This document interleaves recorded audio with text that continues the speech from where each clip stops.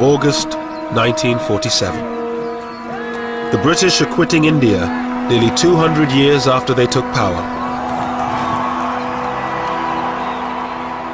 One of the largest, most ethnically diverse nations in the world has been divided. One country will now become two, India and Pakistan. As a British barrister draws a line on a map, a once peaceful land implodes. People are forced out of the villages they have lived in for generations. 15 million scramble to be on the right side of the new border. At least 1 million die in the process. And this huge mass of humanity just moving along, barefooted, no food, thirsty. It was a terrible sight, terrible sight. Communities that have lived together for centuries turn on each other in one of the worst communal massacres of the 20th century. It was so senseless, so utterly senseless. And yet, there's nothing you can do about it. Britain, the once great colonial power, looks on as India burns. Hindus and Muslims were in the grip of madness, lunacy.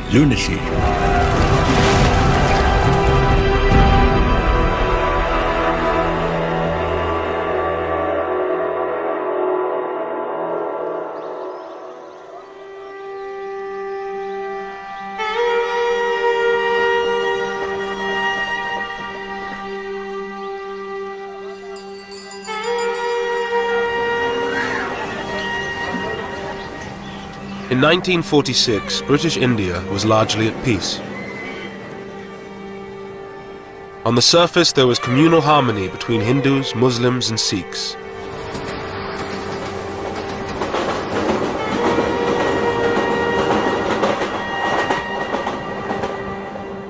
In the same part of the village, I remember Hindus and Sikhs living side by side, living with us, Not far from where I lived, And whenever there was any wedding in the family, I remember Hindus and the Sikhs bringing sweetmeats, to my father, and offering, and we lived very happily, very happily. In British India, the 255 million Hindus were in a majority. India's 92 million Muslims were concentrated in the northwest and northeast of the country. The 6 million Sikhs lived mostly in the Punjab, one of the richest and most diverse provinces in India. Lahore was its ancient capital.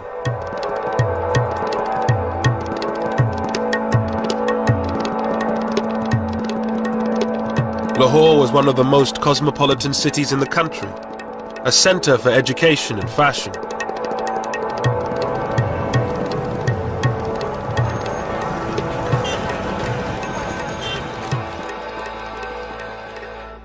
Roded Khan, a Muslim, had left his village to study law and history at Lahore's Foreman Christian College.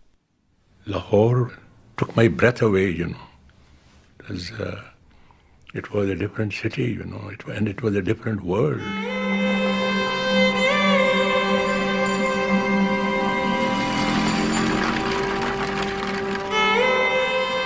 It was a very liberal, very tolerant, very progressive institution.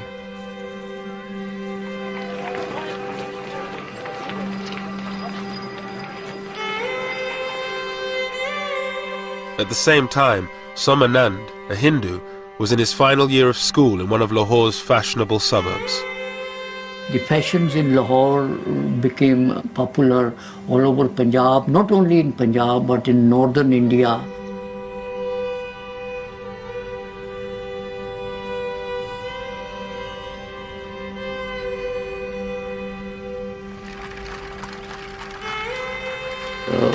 There was a famous saying in Punjabi that a person who has not seen Lahore has not been born yet. He is yet to be born.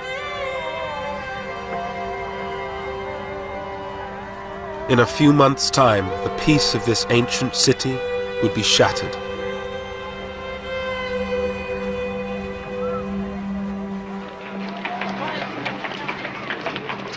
For nearly 200 years, Britain ruled over India's 380 million people. India was the centerpiece of Britain's empire, a source of money and power. For the British who were stationed there, life had changed little in decades.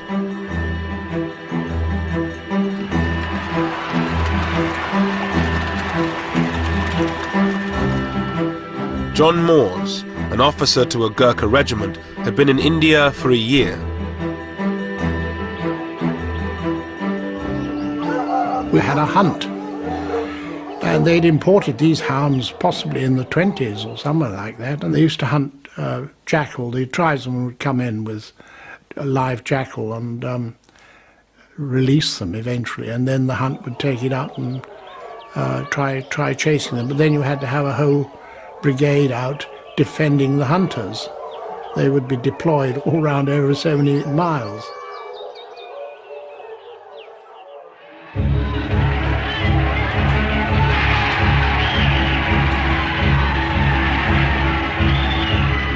For decades, Indians had fought to rid themselves of British rule. The independence movement had been kept in check by ruthless military force. But by 1946, everything had changed. World War II had left Britain bankrupt. Mr. Moores and the other British troops knew that they would be the last. We knew that having come through a very expensive world war, that the cost of maintaining an army in India following the Far East War, we realized that this couldn't be paid for. The taxpayer, England was in a bad state, particularly 46, 47, financially.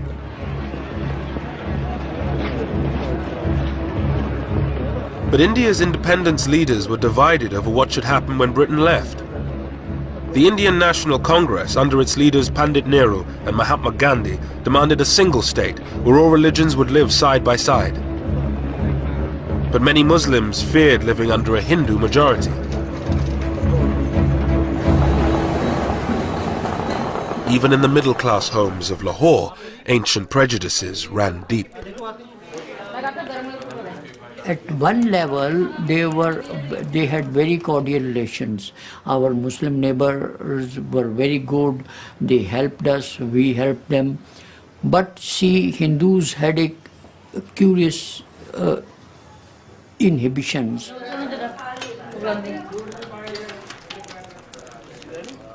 My mother's attitude, she didn't allow any Muslim to enter her kitchen. Any cooked thing from a Muslim home was not allowed to enter the kitchen. When she was eating, she would not allow her Muslim neighbors, the lady, to touch her. So such inhibitions and customs, they kept us apart. In Lahore's old city, Muslims were forbidden from drinking from the same taps as Hindus. Zahur Uddin, a Muslim, was a champion wrestler from the old city. बाकी असी लोग जाके लगले जांदे पानी पींदे सा ना वो छबील तो पानी गिलास ही कुछ सान नहीं सन पियांदे वो इस तरह पानी भी नहीं सन पियांदे उन्होंने एक एडी एडी लम्मी नौजल रखी सी लोहे की वो इतों फड़ते सन तो जिथे तुम बैठे हो ना उतों तक नौजल होंदी सी इतों पानी पांदा सी तो असी इस तरह पानी पींदे सा वो छूत तो भी सानू छूत समझदा सी Hindu. The Muslims were not getting enough jobs, education, they were not so educated. They envied Hindus who had the best of jobs, and they always wanted. That's why the slogan of a Muslim homeland became very popular among the Muslims.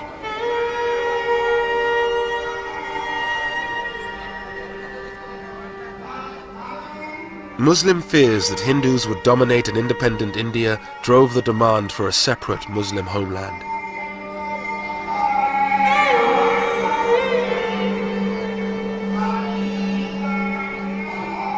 It was championed principally by one man, a 70-year-old British-educated barrister, Muhammad Ali Jinnah.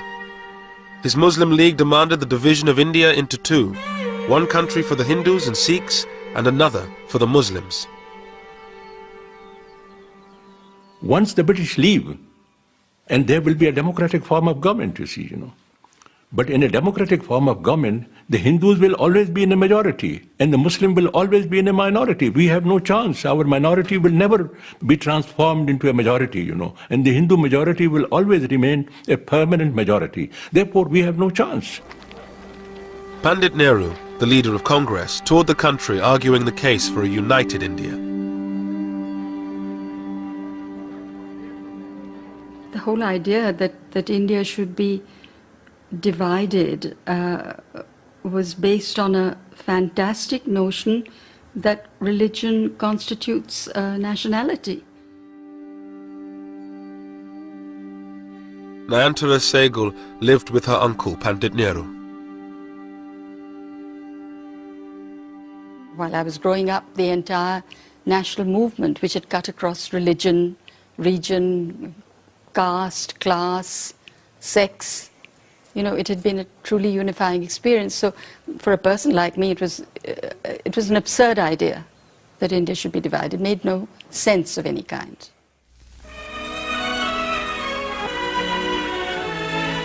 Clouds gather over Simla for the opening of Lord Wavell's conference with the Indian leaders. In March 1946, a British government delegation, the Cabinet Mission, arrived to negotiate between Congress and the League. This was supposed to be the breakthrough conference, where a deal would be struck leading to an independent India. Pandit Nehru, who calls for an Indian republic, is accused by the League of working for domination over the Muslim minority. Jinnah did compromise on his demand for a separate Muslim state. He accepted a united India if it had weak central powers. But Nehru, a socialist and believer in a strong central state, refused any such concessions to the Muslim League. Mr. Jinnah, the Muslim leader, holds fast to Pakistan, and it's reported that his maximum concessions were regarded by Congress as inadequate. At any rate, the fateful conference at Simla, following the preliminary work in Delhi, has ended in failure.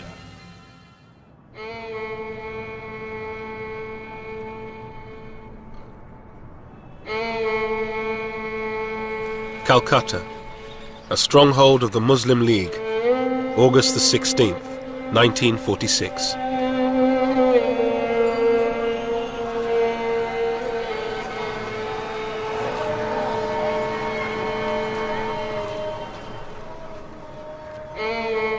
With the collapse of negotiations, Jinnah called for direct action. Thousands of Muslims gathered in the center of the city to demand a separate homeland, Pakistan.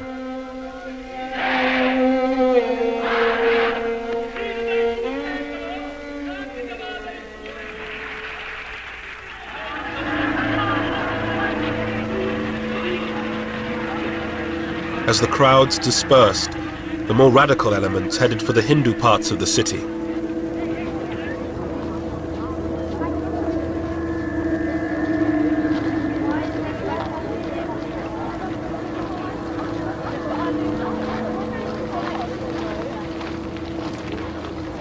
I was thinking of going out for a stroll, and then all of a sudden I found some Muslim hoodlums.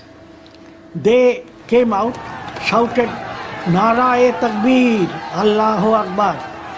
Allah is the great master.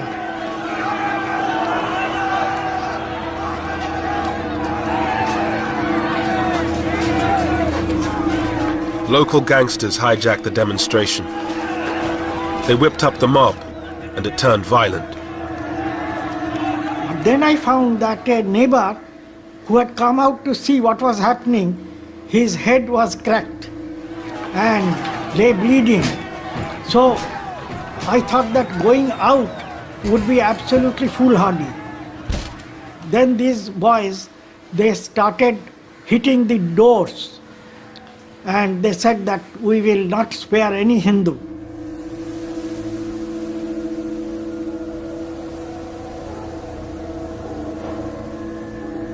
As the city erupted in communal violence, Muslim slaughter of Hindus turned to Hindu slaughter of Muslims. Shankar Ghosh, was covering the riots for a Calcutta newspaper. A jewellery shop was surrounded by a crowd armed with iron rods.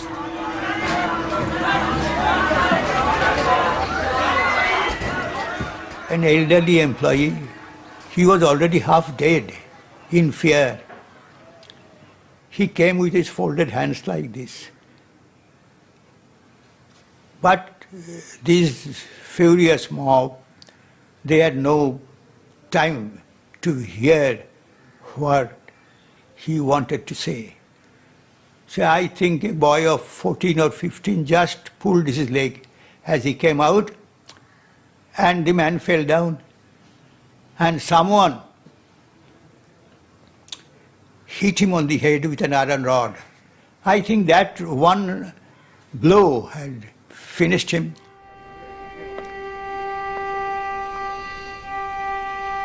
Around 5,000 people were killed in 3 days of rioting.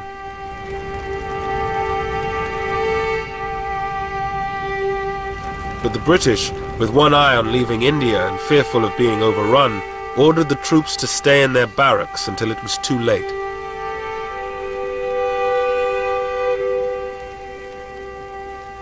We had absolute faith in British authority. We had absolute faith in the peace that British had given us. For 3 days there was no sign of authority on the streets, and it was anybody could murder anybody.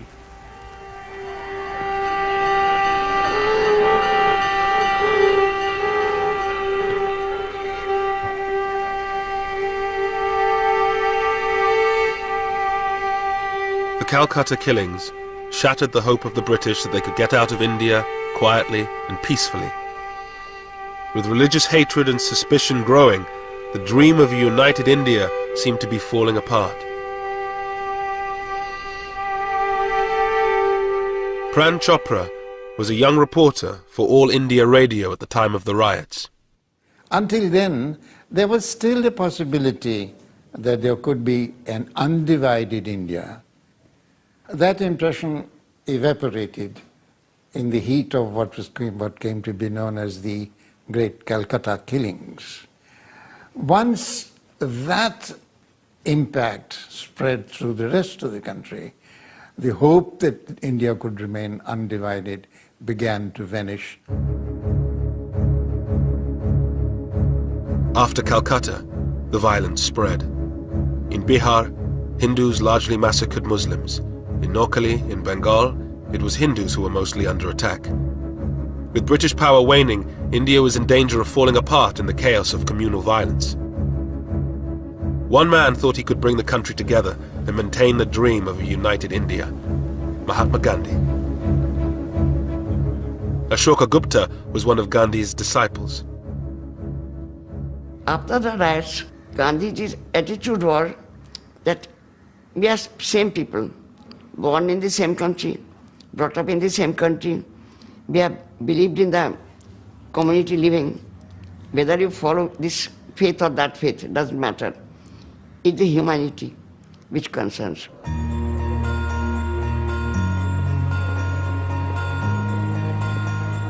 Gandhi spent the first months of 1947 walking through the villages of Noakhali, holding prayer meetings, trying to bring Hindus and Muslims together.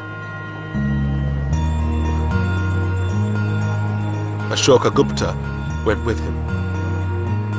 Gandhi walked from one village to another, and while he walked, he sang. He rested in a Muslim house, then he rested in a Hindu house.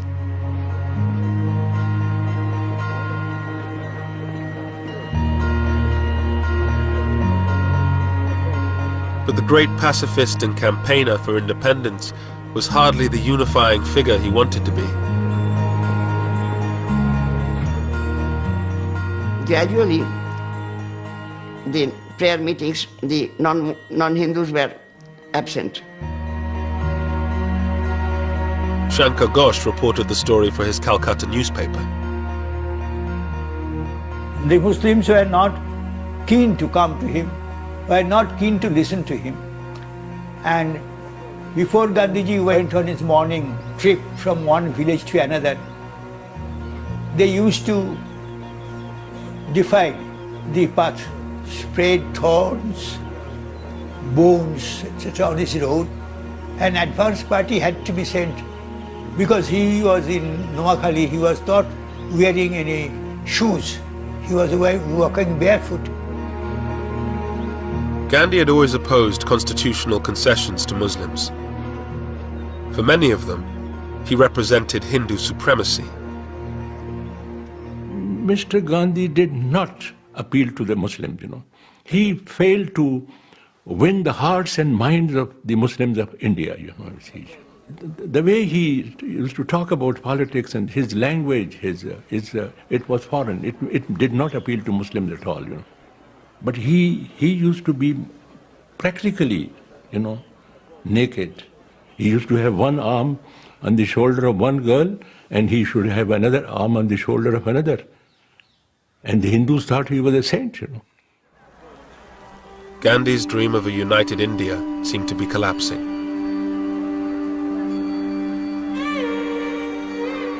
He was a sad man. I think nobody was listening to him. He was considered to be an incorrigible idealist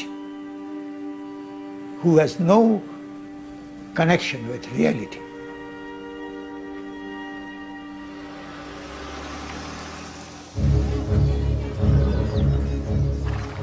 In February 1947, the British government made a dramatic declaration. They would definitely leave India by June 1948. But there was still no agreement on how to give India to the Indians. With chaos spreading, they decided on a radical solution: to appoint a new viceroy. The scene is Northolt Airfield. The occasion, the departure of Lord Mountbatten of Burma, who was leaving for India with his wife. Before the new viceroy, there lay the task of holding office for the brief but obviously difficult period of just over a year until the date when Indians are to take full control of India. Everyone in Britain, I'm certain, wishes the viceroy all possible success in India. I was in school, and they said, you'll miss the last term of school, and we're taking you out in the middle of this term because Dad has been appointed Viceroy of India, and so we're going out for probably a couple of years. And, thought we'd take you as well, because you can be useful.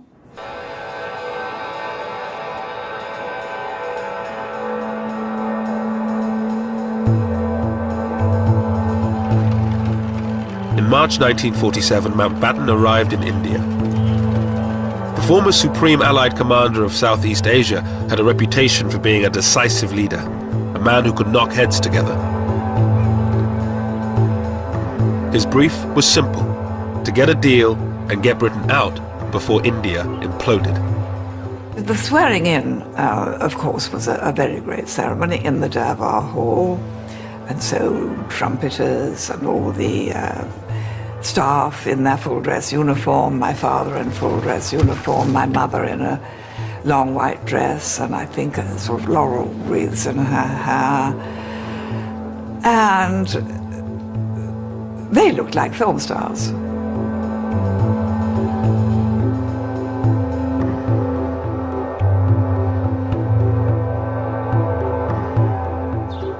The Viceroy, his wife Edwina the Vicereine, and their daughter Pamela moved into Viceroy's house in New Delhi with its staff of 5,000.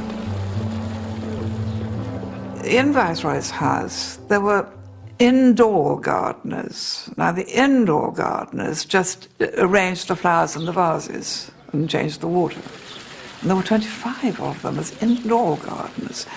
There was one man who spent his entire time with a seal that bore the British crown, stamping the butter pads. And there was another unfortunate man known as the chicken plucker, who did nothing else. So the scale was so amazing. Narendra Singh Sarila was to become Mountbatten's aide-de-camp, his personal assistant. Among other things, his job was to assist on tiger hunts. Lord Mountbatten was a very articulate man, and he used to plan ahead what he's going to do. And he used to carry it through ruthlessly. Despite the formalities of life at Viceroy's house, Mountbatten seemed like a new breed of Viceroy. First of all, his background helped him, because everybody knew that he was cousin of the king. But still, he acted without any airs. And I think that impressed Indians, because other viceroys kept, their sort of upper lip and that sort of thing.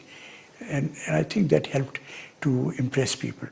Well, the first thing that was different with my father and mother was that when they were entertaining, I mean, they were in India, they invited Indians, which had never happened before. I mean, yes, of course, Indian princes were entertained, but the ordinary Indian ministers and lawyers and doctors or whoever had never been invited, so that was quite a new thing. On the personal level, Dickie was a very charming, very handsome, very lovable person who met one very informally, and when one was very young and rather nervous in front of important people, he could put one at one's ease. He was awfully sweet.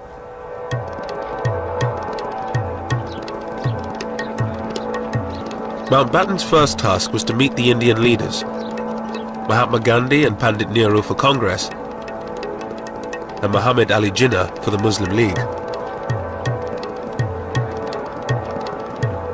He hoped his more informal style would give him greater success than his stuffier predecessors. They sat away from the desks in armchairs and were offered refreshments of some kind, and he would say, well, now, before you put me in the picture politically and in the state of India, do tell me a bit about yourself. It was a technique that worked with Nehru. The two would become lifelong friends, but it totally failed with Jinnah. He came out of the meeting afterwards and said to his aides, my goodness, he was cold, cold as ice.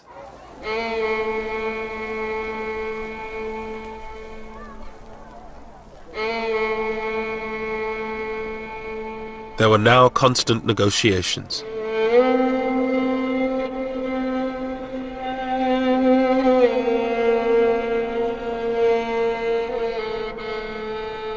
As a divided India became a real possibility, the political tensions at the centre filtered down to the local level.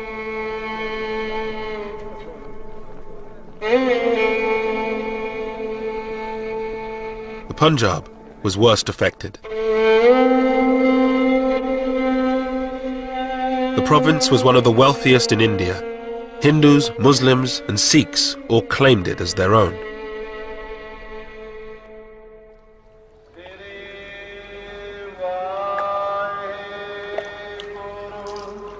The Punjab was home to most of India's 6 million Sikhs, the location of their most holy site, the Golden Temple.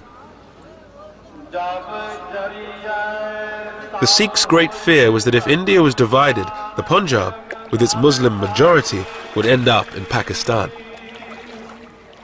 For Sikhs, it was unthinkable that they would be ruled by the Muslims, historically their enemies.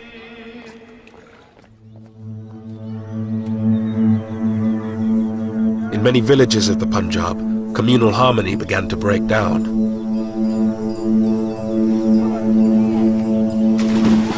Aridaman Singh Dillon was living in a mixed Sikh-Muslim village. I had Muslim friends and we used to play together. And there was nobody from our families put any obstacles between us. But when the strife began, then I was prohibited from going out with my Muslim friends. But we would sneak away and often will get caught and scolded. My grandfather, he noticed us going about playing around in the fields. We tried to hide, But ultimately he found out and I was giving a good thrashing and scolded. Bhai Jassa Singh ji, Bhai Nihal Singh ji, as a young boy, he watched local politicians stir up divisions between the communities for their own ends.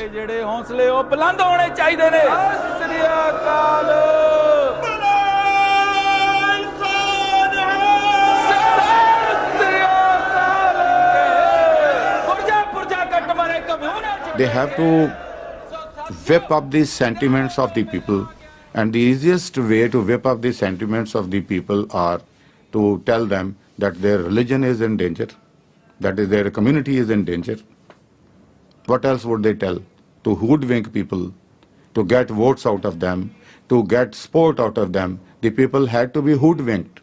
And politicians do this.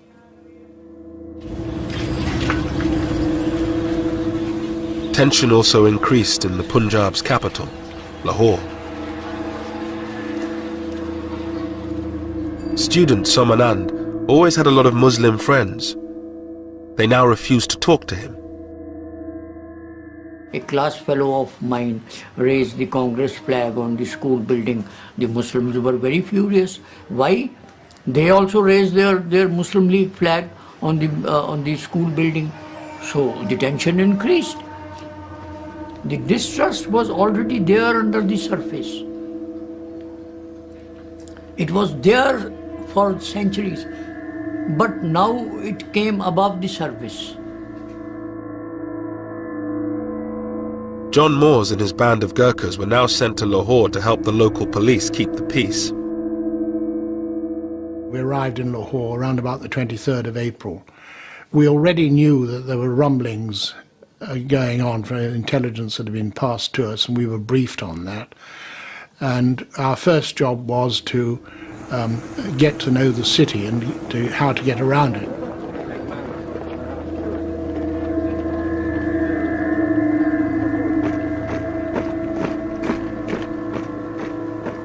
We had orders that we were to stay armed, and you'd have to go to a dance or have dinner out somewhere with a 845 revolver strapped on, because there was already talk about people having reprisals.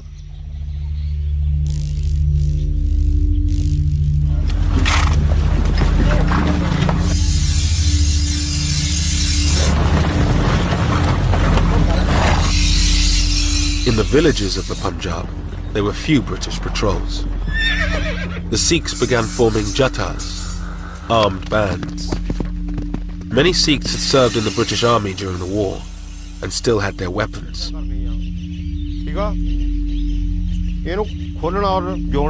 These ex-soldiers began to train their Sikh brothers to prevent a Muslim takeover of the Punjab. Jatadar Shingara Singh had recently been released from prison where he served time for assault. He lived in a Sikh majority part of the Punjab.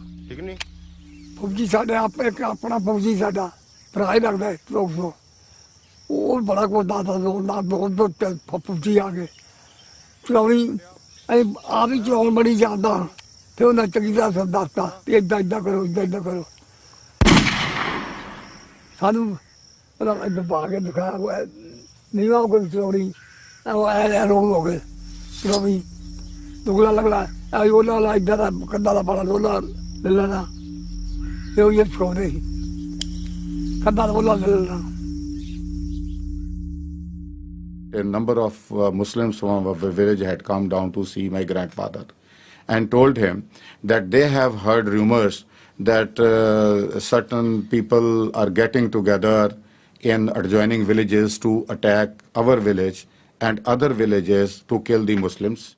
Aridaman Singh Dillon came from a long line of Sikh warriors. His ancestors had been imprisoned by the British.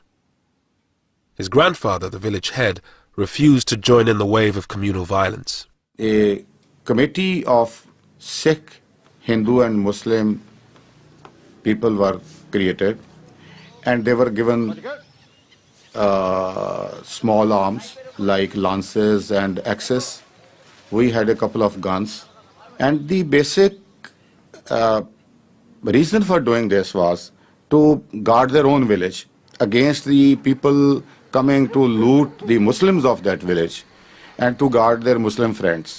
And every night they would hold the patrolling throughout the village to guard the village and the Muslims.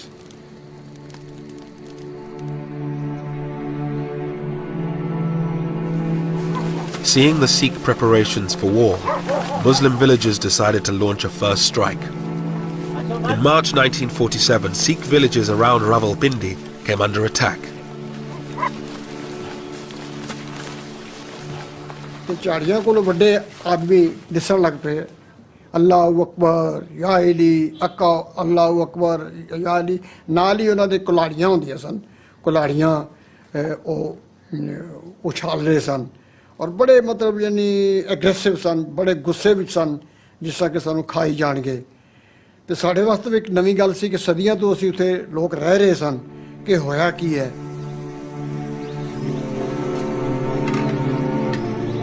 The Sikhs were heavily outnumbered by Muslims. Their biggest fear was that their women would be taken away, converted and raped.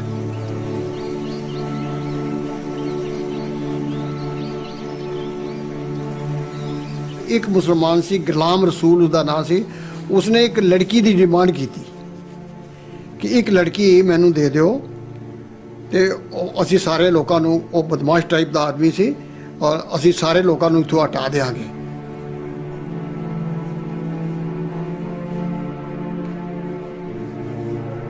The women of the village went into hiding. Bir Bahadur Singh's father decided to act to save the honor of his village. His teenage son looked on. 10 साल तो लेके 40 साल दी तक ਜਿਹੜੀਆਂ ਸੁਨੱਖੀਆਂ ਸਨ ਸਾਡੇ ਇਲਾਕੇ 'ਚ ਬੜੀਆਂ ਔਰਤਾਂ ਸੁਨੱਖੀਆਂ ਹੁੰਦੀਆਂ ਸਨ ਪਹਾੜ ਦਾ ਨੀਮ ਪਹਾੜ ਦਾ ਇਲਾਕਾ ਸੀ ਤੇ ਉਹ ਸਭ ਤੋਂ ਪਹਿਲਾਂ ਆਪਣੇ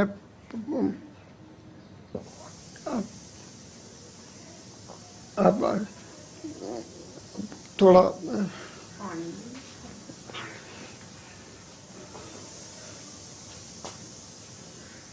आवाज मारी सब तो पहला अपनी बेटी नू मान बेटा आ जा. मेरी भैन मान कौर जिसदी मेरे को 2 साल वड्डी सी 18 और 19 साल की सी और बैठ गई. मेरे पिताजी ने खंडा जब कर लगे तो वो वार जड़ा सी वो लग्या ना वार लग्या ना रब जाने मुँह आ गया और की हो गया. मेरी बहन ने अपनी गुत्त इंज की थी और मेरे पिताजी ने बड़े गुस्से नाल उसदा दुपट्टा इंज किया और मोरी कृपान और सिर वो परे सी पे.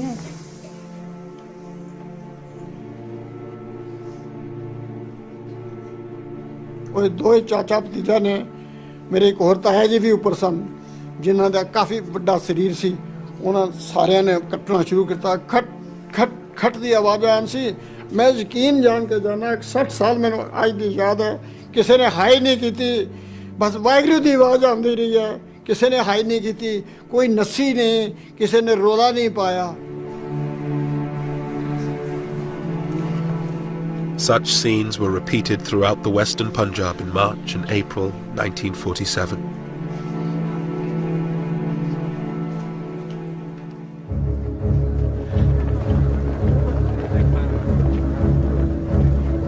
With the threat of all-out conflict, a deal became a matter of urgency.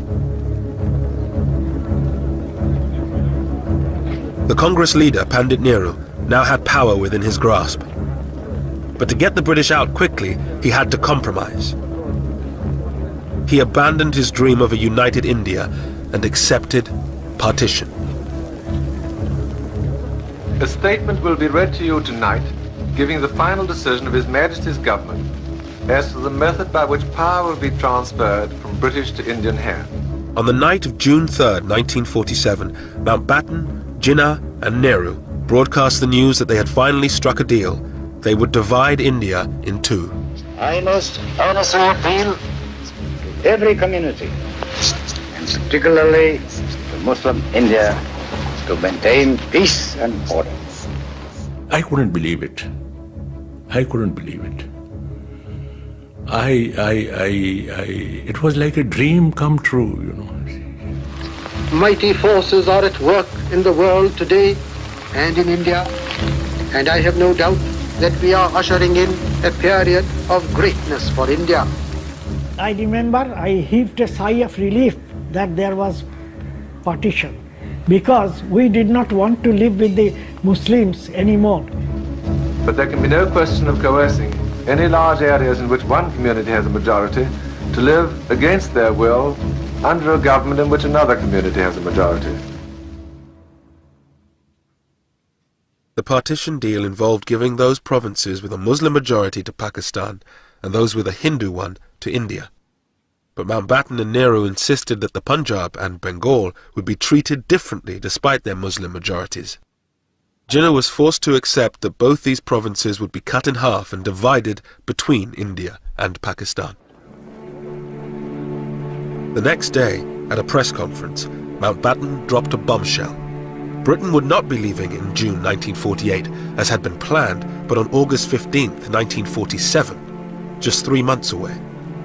When asked why the date had been brought forward by nearly a year, Mountbatten replied, "Why should we wait? Waiting would mean that I should be responsible, ultimately, for law and order."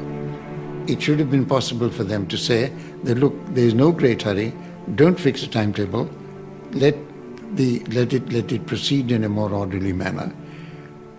But he was a decisive man. This is the job I have to do, this is the date by which I'll do it. This was his personality that made the pace of the partition furious, impossible to moderate. It was no question of it being too soon, it was much too late. Because in fact, when he arrived, he thought the situation was so much more volcanic than he'd been led to believe in England.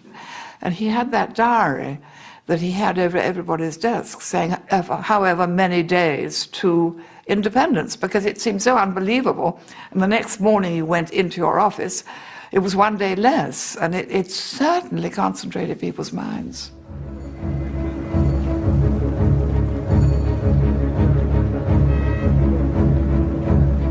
But with 3 months to go, no decision had been made on one crucial matter: where the border between Pakistan and India would lie.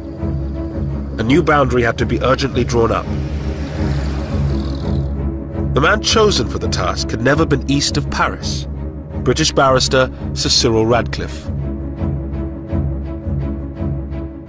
Cyril Radcliffe was a very remarkable man. It was not just the quality of his mind, though that was formidable, perhaps the most formidable I ever encountered, I think. He had this unerring gift for going to the heart of anything he was discussing. He came very clearly to a rational conclusion. He was a very rational man. On July 8th, Radcliffe arrived in India. He moved into a bungalow on the Viceroy's estate. With partition only 36 days away, he met Mountbatten. The brilliant and serious barrister did not quite hit it off with the flamboyant Viceroy. I think he thought that he was a vain man, and not a man whose judgment was totally to be relied upon. But he didn't dislike him, and I think he respected the fact that Mountbatten was the last Viceroy and doing the best he could with a very difficult remit. Could you get me the figures, please, for the Gurdaspur district? I believe I'm right in saying that there is a narrow Muslim majority, but not a substantial one.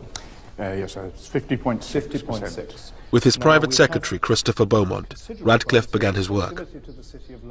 His toughest job would be in the Punjab and Bengal, which were being divided in two.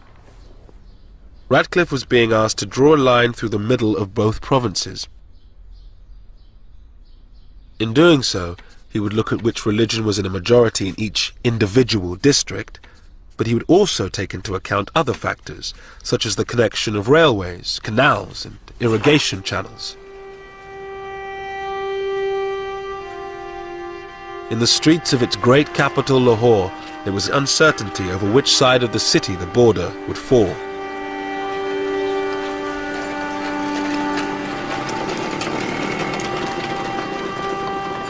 Satish Gujral was an art student in Lahore from a politically influential Hindu family.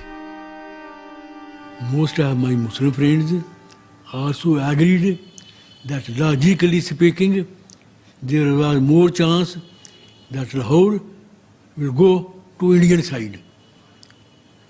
Because seeing everything belongs to Hindus, education, money, banks, insurance, buildings.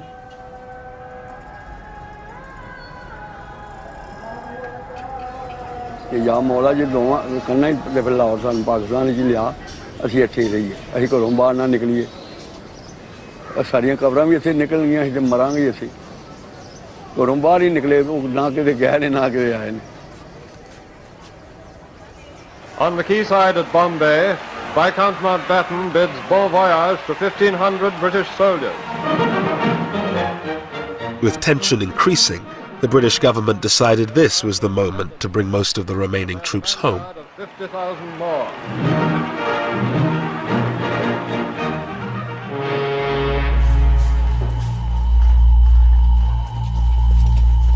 With just over a month to partition, tension on the streets of Lahore began to turn to violence.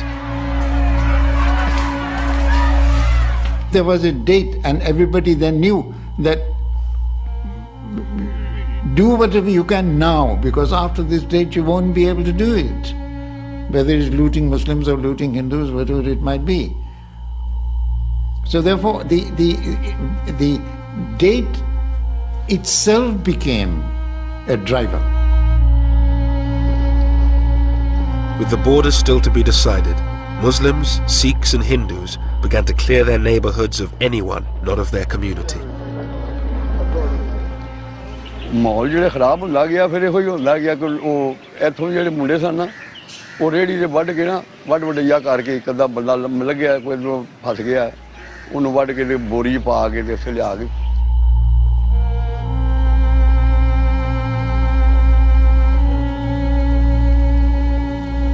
खूह सी उत्थे लिया के ते उहनूं साड़दे सन ये मुंडे मुसलमान जेह्ड़े ऐसे एरिए जित्थे जित्थे मुसलमान हैगे सन उदों हालात इस तरह इहो जिहा रोज कटकट होया मार दित्ता साड़ दित्ता ऐ पुंजी हो जांदी.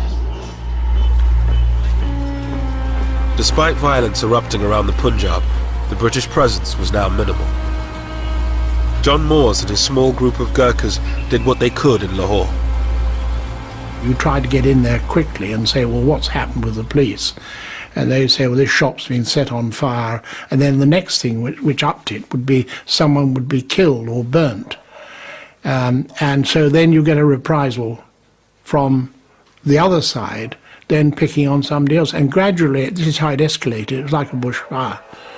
And it was difficult to control. As Lahore tore itself apart, Mountbatten had other problems to solve. Partition was just a few weeks away, but the future of large parts of India had yet to be decided, that of the princely states.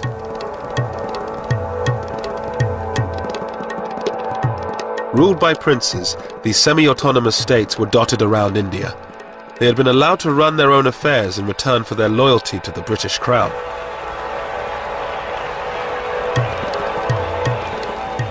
The princes assumed the British would allow them to decide their own fate after they left.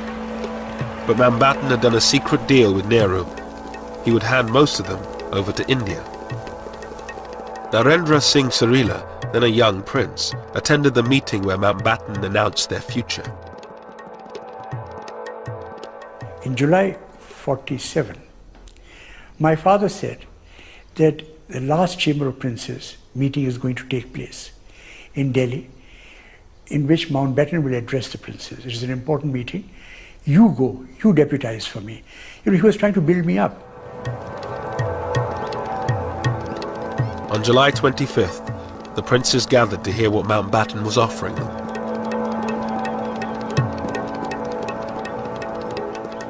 He came and stood in front on the podium. And I remember that he looked left and right while pictures were taken. It was perfect showmanship. And then he started addressing the princes. Your Highnesses, ladies and gentlemen, and he said that we have no alternative but to sign the instrument of accession. Mountbatten told the princes they had little choice: join the Indian Union or be swept away in a wave of democratic change.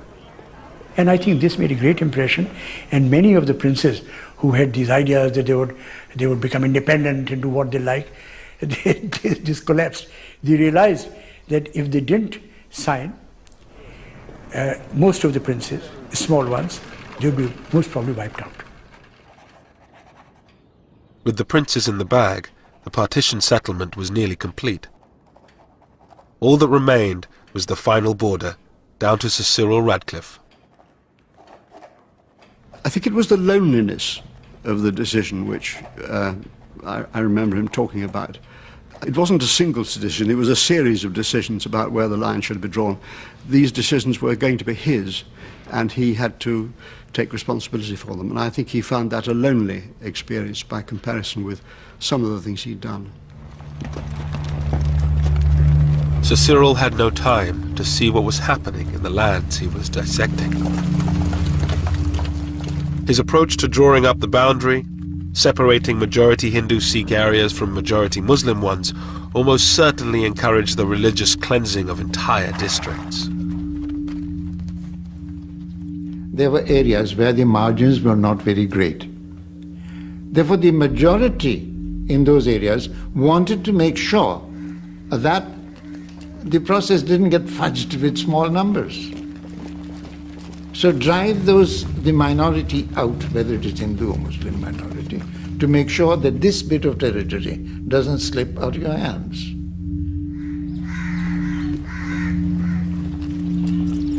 Mayhem now ensued in the villages of the Punjab. A few individuals took a stand. Dylan's grandfather was threatened for trying to protect his Muslim neighbors.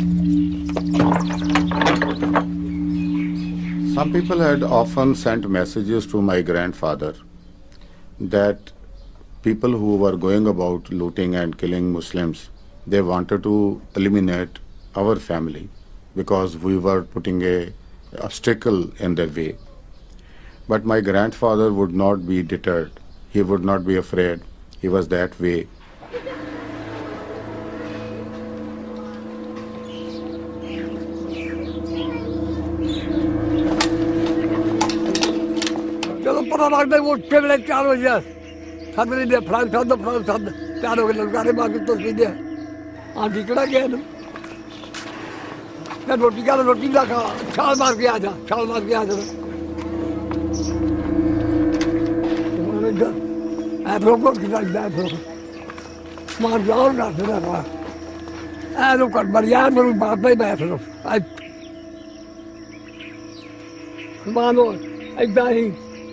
लेकिन कुर्बान थी ना आता बजा मेरे को बड़ी बिजली थी बड़ी फबदी फबदी बड़ी और लागे रहते थी चौका चौका किता आ गए वो जीवन है साढ़े ने मारे हैं बड़े खुश होते हैं दूसरे लड़कारे मारते जो बढ़ देते हैं लड़कारे मारते तगड़ा जा लड़कारे मारते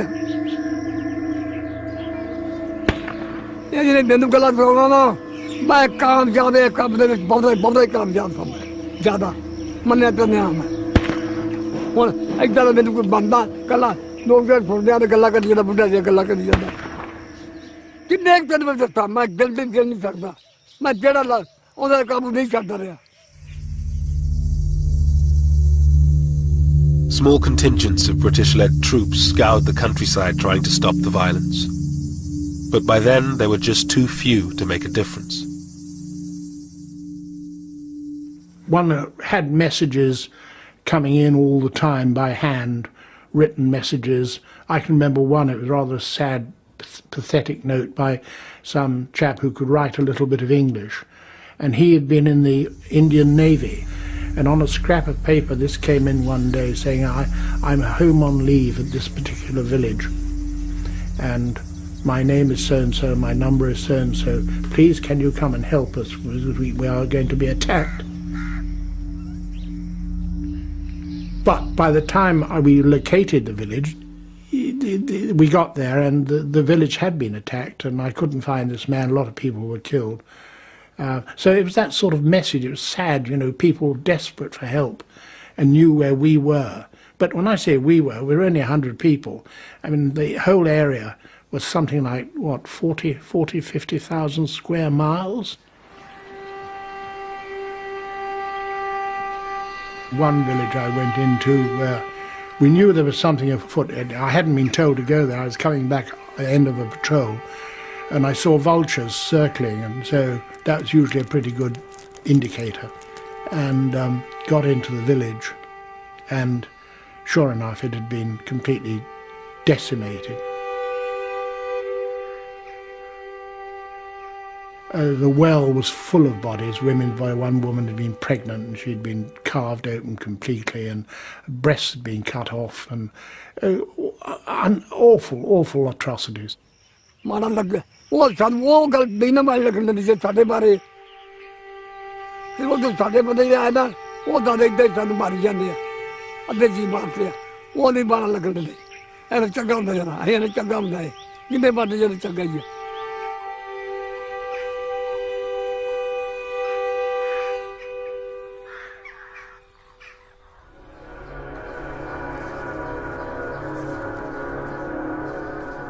In Lahore, murder was now an everyday occurrence. With partition just 2 weeks away, rumours circulated that the city would go to Pakistan. Lahore's richer Hindus took no chances. There was tension. The Hindus started leaving much before the partition Lahore. They knew that Lahore would go to Pakistan. They started leaving the city, but they pretended that they are not leaving. They kept their drawing rooms as it was there. All the sofas and all the furniture was there. In the hearts there was a hope lingered that Lahore would be on this side.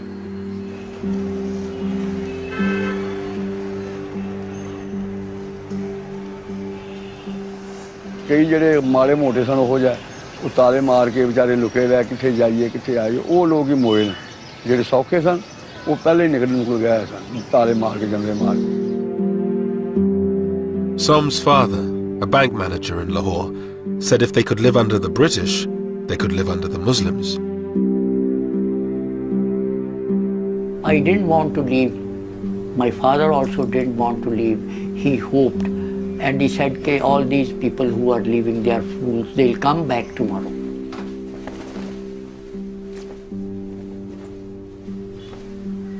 But that was not true. When our neighbors started leaving one by one, he still hoped.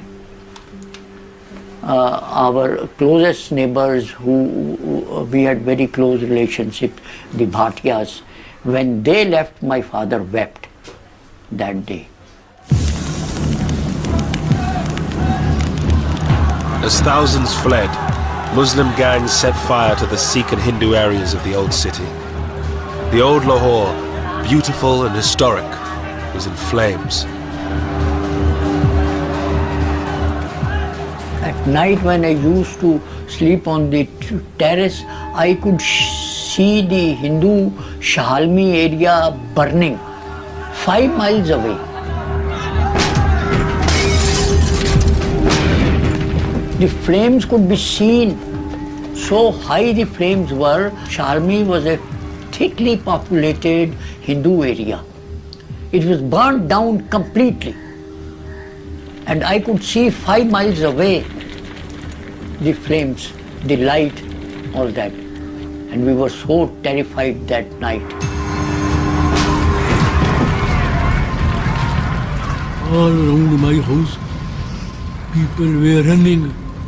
Children, elders, women. When I asked someone, he said, mobs are coming. and the area is on fire. Told me to run at once if you want to save your life.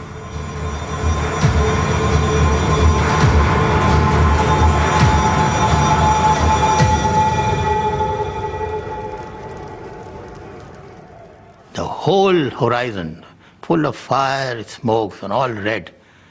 It was such a sad, sad, sad moment for my life. Seeing Lahore, such a beautiful city, it was all burning. I have done what I can in drawing the line to eliminate any avoidable cutting of railway communications and of river systems, which are... On August 9th, Radcliffe had finished drawing up the border, but Mountbatten decided to keep the new boundary a secret until after independence, so the British wouldn't be blamed for any ensuing violence. The delay prolonged the uncertainty, and some believe it increased the loss of life. Signed, Cyril Radcliffe. I never forgave him.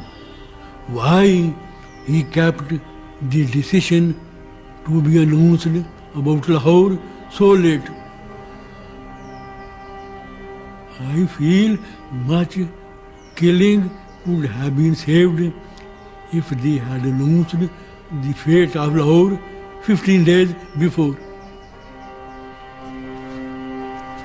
On the eve of independence, Radcliffe wrote to his stepson in London.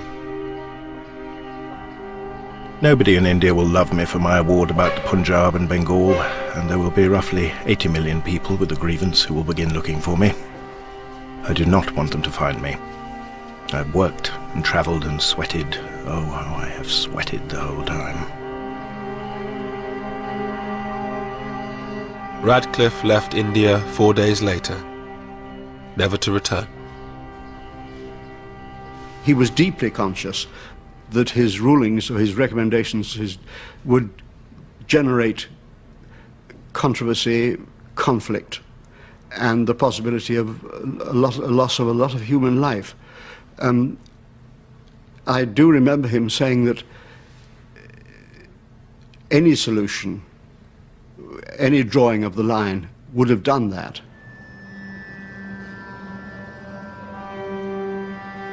On August 14th, 1947, a new country was born on the subcontinent. Jinnah's dream of a Muslim homeland became a reality in Pakistan.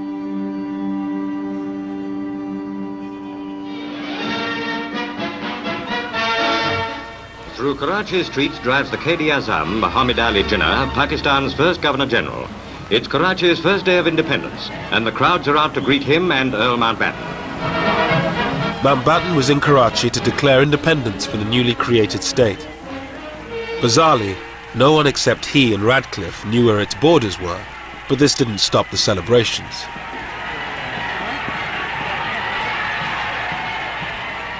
It never occurred to us that the Muslims of India will ever see the emergence of a sovereign, independent country, which they could call their own, you see.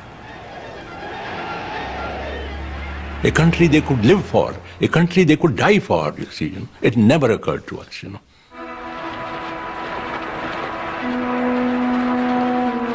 The next day, it was the turn of India to celebrate.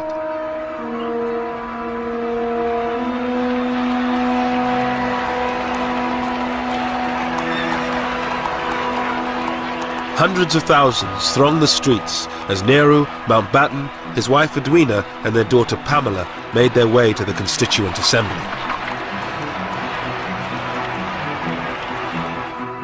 Unfortunately, when my parents arrive, they can't get in because the crowd is so thick, but so thick, that they can't open the doors. So there's no way for them to get in. So somebody has to crawl in some window and go to the Prime Minister and say, it's like to the Viceroy, I can't get in because the crowd is so vast, will you come and sort it out? So Nehru had to sort of scuttle around the back and start hitting people and shouting at people and clearing away, which he was always brilliant at and loved doing. And eventually my parents were allowed to make their state entrance considerably less dignified than had been expected.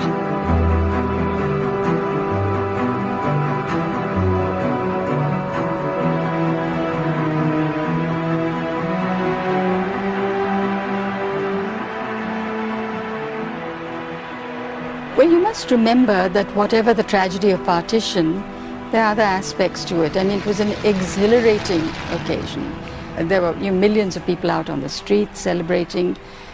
For my uncle and for his colleagues, it was the realization, though not in whole but in part, of their lifelong dream, the cause to which they had given their entire lives. And here it was, Indian independence. But not everyone was celebrating. Gandhi, who for decades had struggled for a united independent India, lay fasting in Calcutta. His disciple Ashoka Gupta was with him. He was a disappointed man. He was a man in distress. And he found that whoever people went with him to start with, now are deserting him. The desertion by other leaders, I think, hurt him very much. He wanted to die. His attitude was, let me die.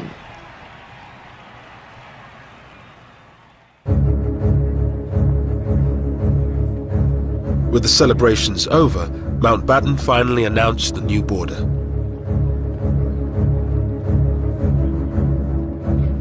It sliced through the previously united provinces of Bengal and Punjab. Lahore was given to Pakistan, a disaster for the city's few remaining Hindus.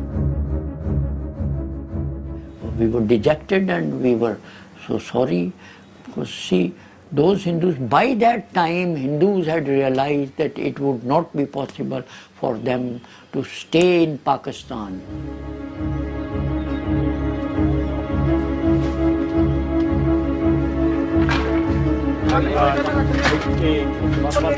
Millions of people were now on the move.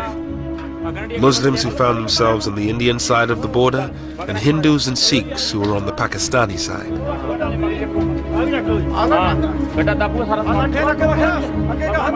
They packed their belongings onto bullock carts and left the villages they had lived in for generations.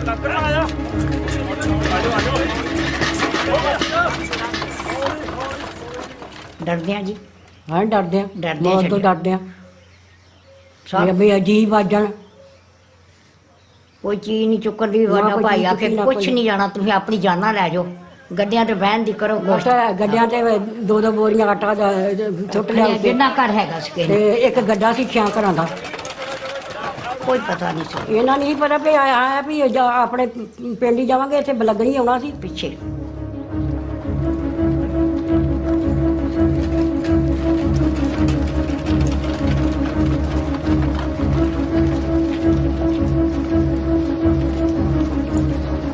The refugees formed human caravans called kafilas.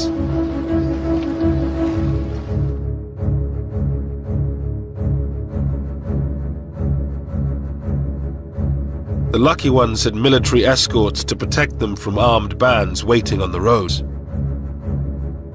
The first major refugee movement, the biggest concentration, was about a 50 miles long column of over 200,000 people was moved, and I was escorting it from Jalandhar onwards up to the Pakistan border. Wajahat Hussain was a young army officer. He had been sent to the Punjab to deal with disturbances on the border. We had very few troops with us, very few troops with us. So here were these people. There were no transport arrangements. There were no arrangements for the medical cover. There was nothing except that we had collected these people in open spaces. They were told to move, and they were moving on foot. Some had bullock carts, so they had put their belongings on the bullock carts, and their old people and children. Others were on the foot. And we used to do about, initially we used to do about 15 to 20 miles in a day. But as they got tired, as the days passed by, that became less and less. Military नाल military आउंदी रही अगे पिछे पिछे अहीं नाल दो तीन मौतां भी साडियां उत्थे रोटे आके हो गईयां हैगा हो गया बीमारी पै गई बहुत ज्यादा बड़ी मुसीबत थी बिठे फिर काबला खड़ा नीर पै नेरी पै जहाजा च भी रोटियां सानू इस तरह बाहर पै जाना उत्थे काबला करना ते कोई जे पक्कियां नहीं पक्कियां नहीं पानी गंदे पीते पता ना तो झोने लगे झोने भी आया करके तो पानी पीना. Throughout August and September, the columns of refugees grew and grew, from hundreds of thousands to millions. Well, you imagine 2 million people on one road virtually, and it's just a seething mass of people trying to get water, trying to call in. Wells were poisoned, trying to find food, trying to cope, trying to cook, women having children. It's awful, awful things.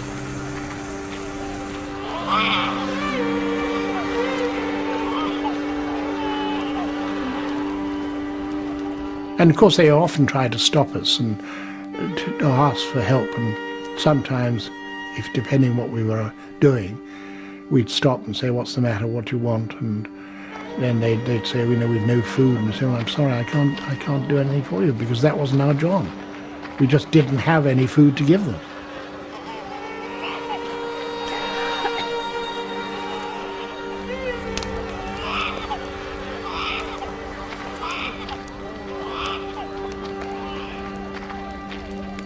First they used to start throwing their baggage which they were carrying, everybody, whatever little they had to carry. And after 3-4 days, they used to gradually drop, and then they were left with just the clothes shattered, tattered. And lastly, the mothers leaving their small babies. That was our biggest problem. And there were these crawling babies, and on the side of the road with these thousands and thousands of people just moving. It was a terrible sight, terrible sight.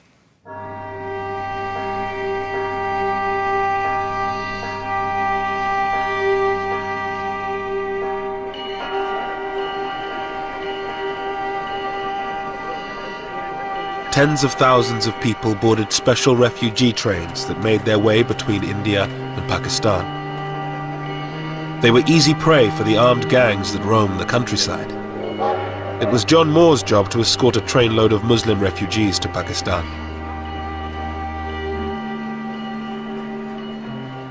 It wasn't a train, it was just a lot of coal wagons, steel coal wagons, and this of course is August, which is pretty hot. And we loaded up these wretched refugees.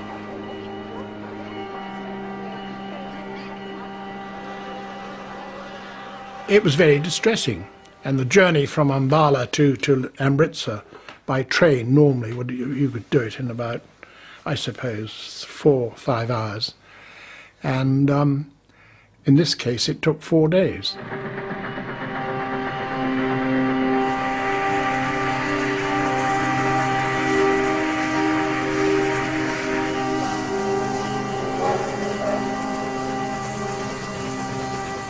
There was no water, very little water on the way. We had our own supplies of water for the 3 platoons, but we had a job to do, and we couldn't help them.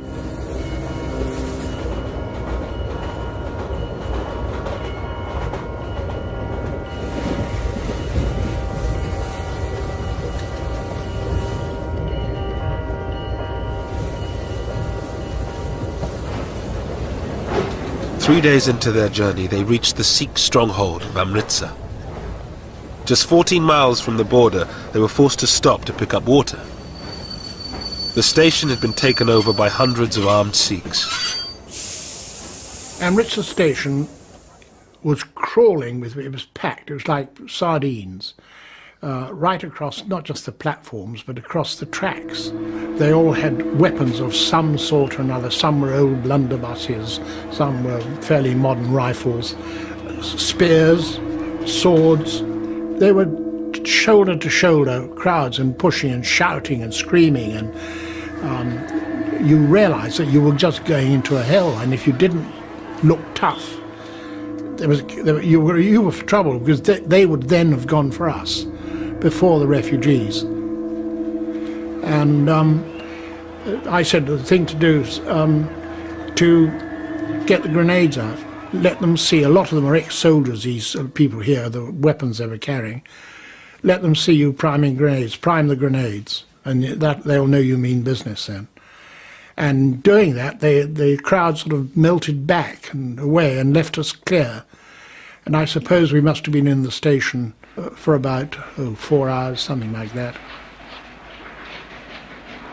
And just as dawn was breaking, we managed to pull away the engine to do the last 14 miles. There had been very little planning for the movement of refugees or their protection. Most British troops had already been sent home, whilst Indian and Pakistani forces were in total disarray.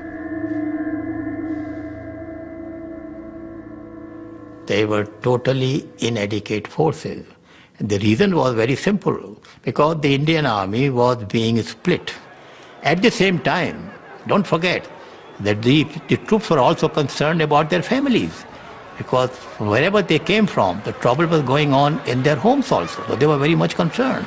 And most of them were on leave, or they were on the process of joining their new unit, or they had already joined. So very few bodies on the ground, really speaking, available to us to deal with the job.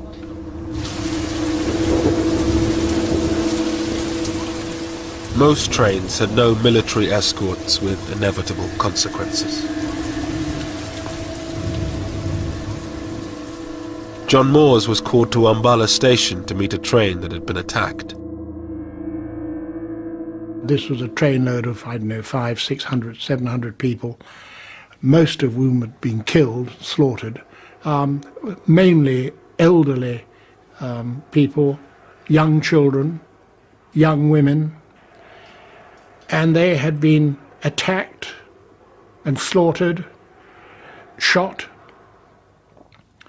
I can remember seeing a young woman with her, she was still alive, her head open, cut open, and you could see her brains, and knew there was nothing that we could do. We hadn't got any surgical facilities or anything like that. But it was a horrendous thing. And I still think about it very much. Art student Satish Gujral helped organize the transportation of refugees. In Amritsar, he saw the hatred partition had brought. The Muslim girls' school nearby had been raided, and all these girls had been brought out, stripped, then taken in procession to this location, where they were being systematically raped. I have recalled in my life story that when watching it, I looked at the face of those others who were attending it in search of compassion. I found none.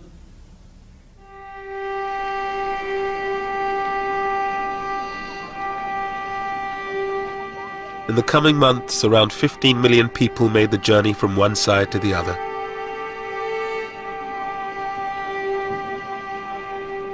At least 1 million were dead. Thousands more lay abandoned in makeshift refugee camps, stuck on the wrong side of the border.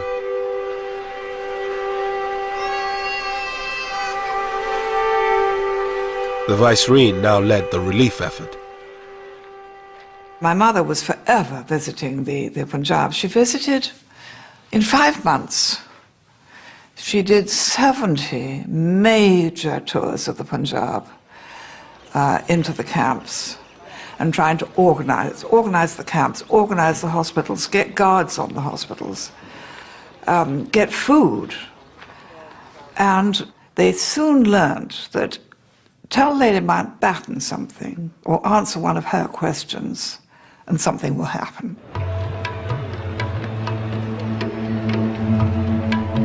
Pandit Nehru, the new Prime Minister of India, toured some of the camps with her. Finally, he came face to face with the price his people had paid for partition.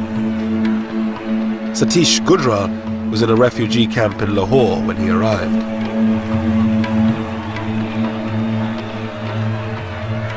I vividly recall everything graphically. There the refugees wanted to kill him. He was shocked. A man who grew up as the darling of the people was going to be killed by the same people.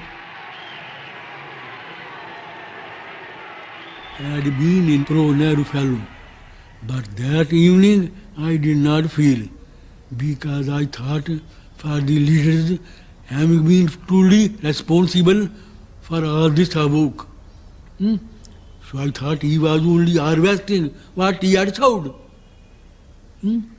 So that first time that day, I felt no reverence toward him.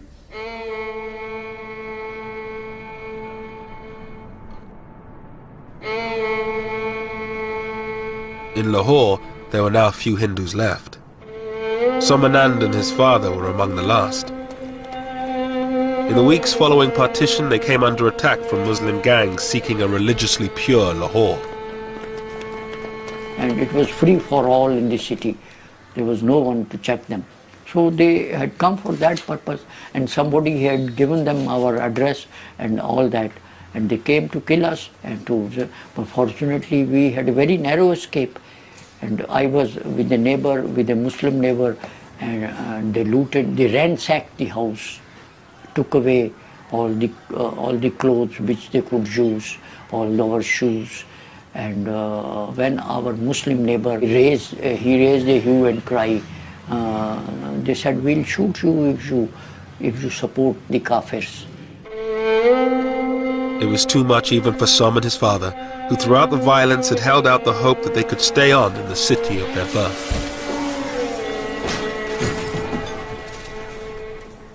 Then we decided to go to Delhi straight away. Went to the airport and came to Delhi with our 2 clothes, nothing. We left in a plane. My father bought 2 tickets for Delhi. I saw our houses when the plane went up and flied over model town. I wept.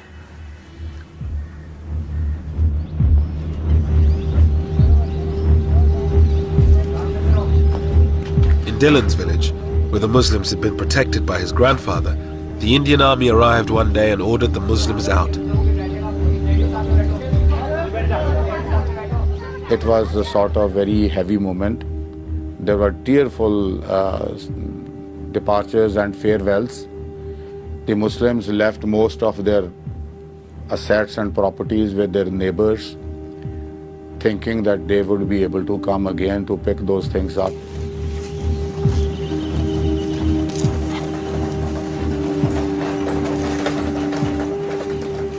Initially, the people felt very remorse about their going.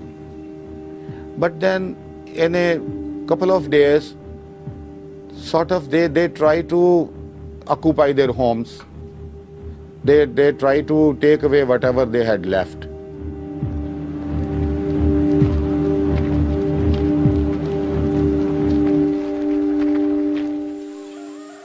In only a few months, India had been divided along religious lines. The Indian part of the Punjab was cleared of nearly all its Muslims, while Pakistan was emptied of most of its Sikhs and Hindus.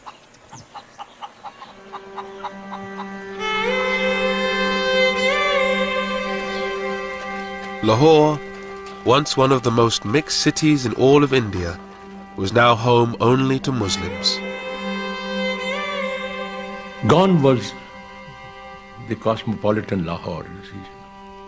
Gone was liberal, tolerant, progressive Lahore, you see.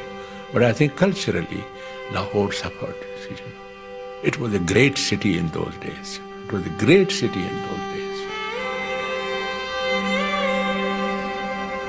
With the passage of time, we became more conservative, more backward, more intolerant, more pseudo-Islamic, pseudo-Islamic. I think the primary responsibility is of the Hindus who didn't treat the Muslims as their equals.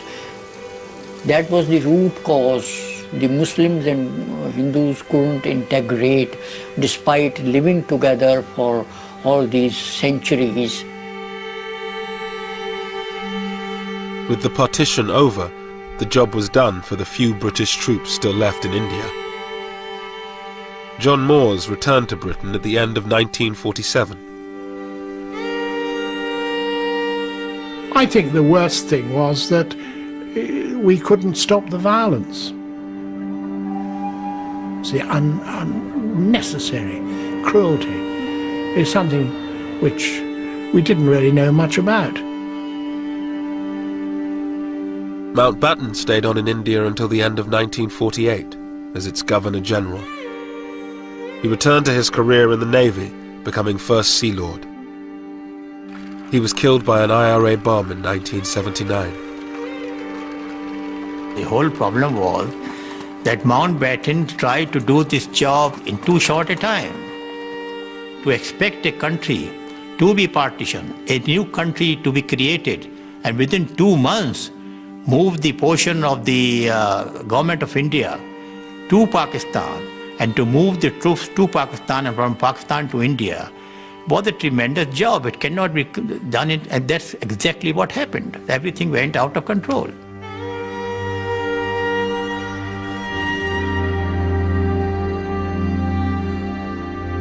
Satish Gujral, the art student from Lahore, became one of India's greatest painters.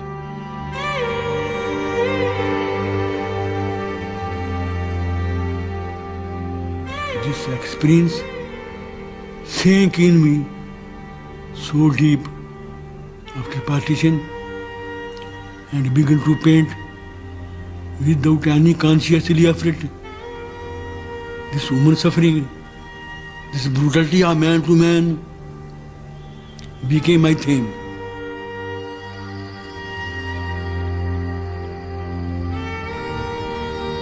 The border created in 1947 would become the focus for 3 wars and 60 years of animosity between the government of India and Pakistan. But for the people of the two countries, it was the tragedy of separation that lingered on.